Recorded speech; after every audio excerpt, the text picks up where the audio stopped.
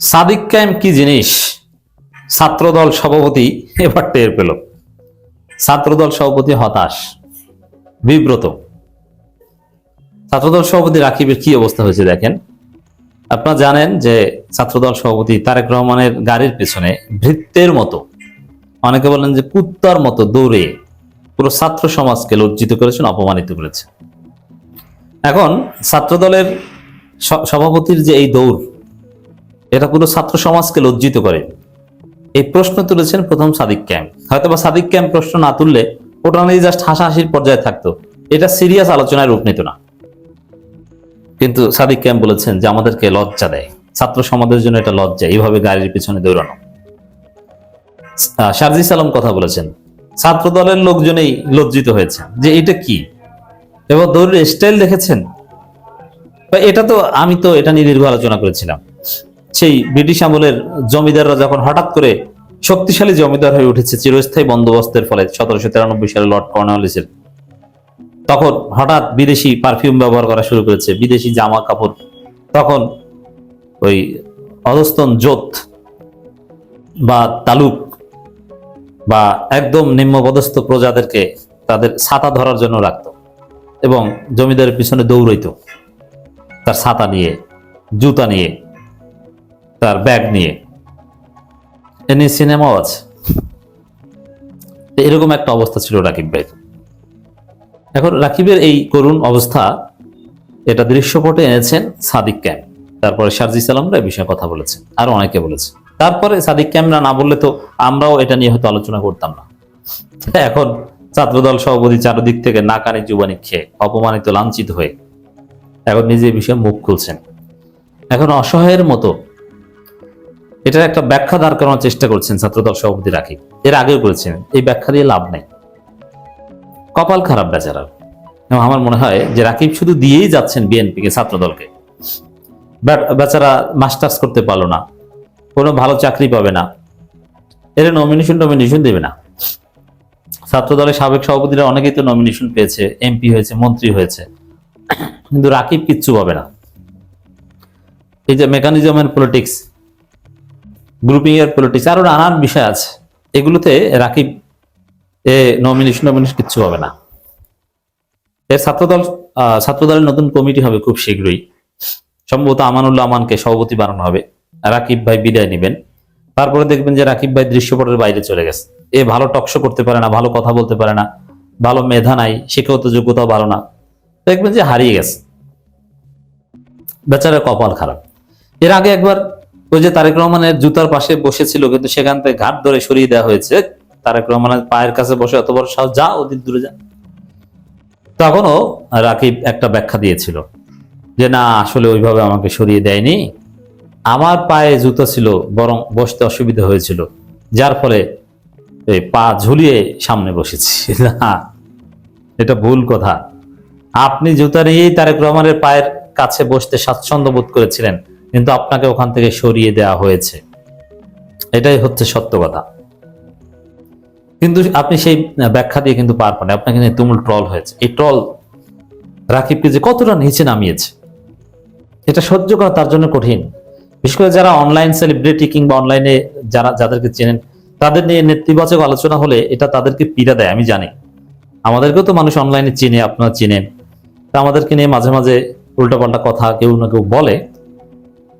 তো কখনো কখনো, যেমন আমার একটা বিষয় নিয়ে আমাকে খুব পীড়া দিয়েছে, আমার কাছের অনেক লোকজনও ভুল বুঝেছে, অথচ এই কথা আমি বলিনি।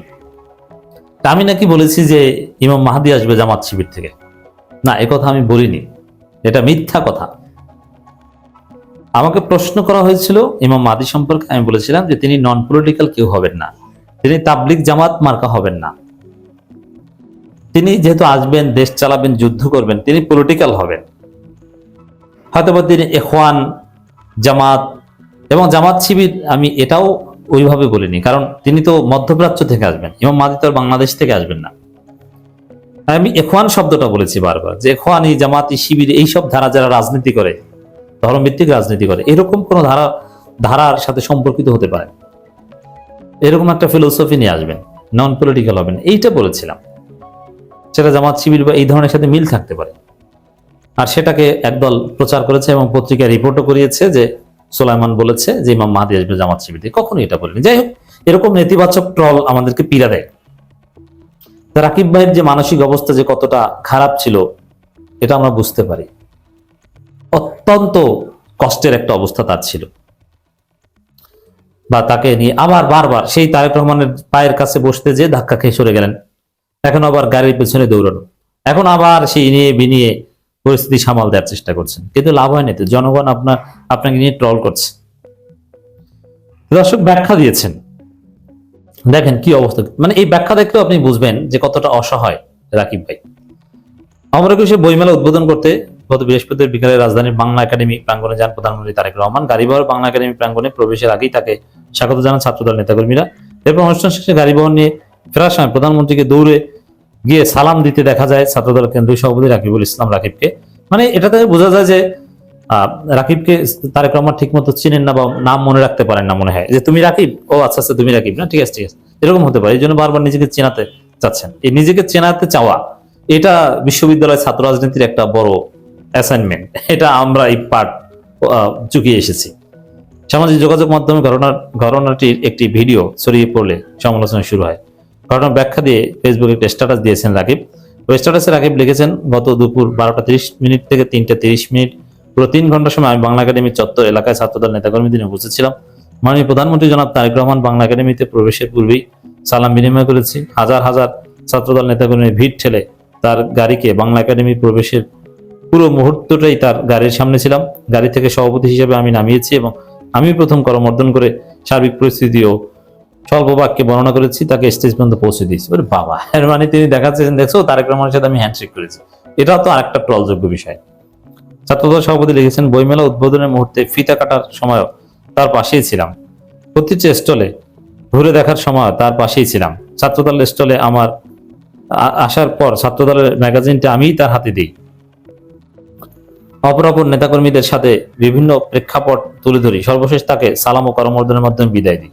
তিনি আরো লিখেছেন, তারপর বাংলা একাডেমি থেকে বের হয়ে মূল গেটের বাইরে ছাত্রদল অপরাপর নেতাকর্মীদের নিয়ে অবস্থানের মুহূর্তে সিএসএফ এর অনুরোধে আমি তার গাড়ির সামনে গিয়ে বাংলা একাডেমি থেকে দোল চত্বর পর্যন্ত সকল ছাত্রদের সকল ইউনিট পরিচয় করিয়ে দিই এবং তার যেন গাড়ি আটকে শুভেচ্ছা সালাম বিনিময় না করেন সেজন্য আমি ছাত্রদল নেতাকর্মীদের হাসি মুখে নিবৃত্ত করি।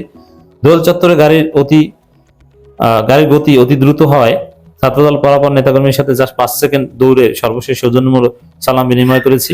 এই যে কথা, এটি তো একটা মিথ্যে কথা।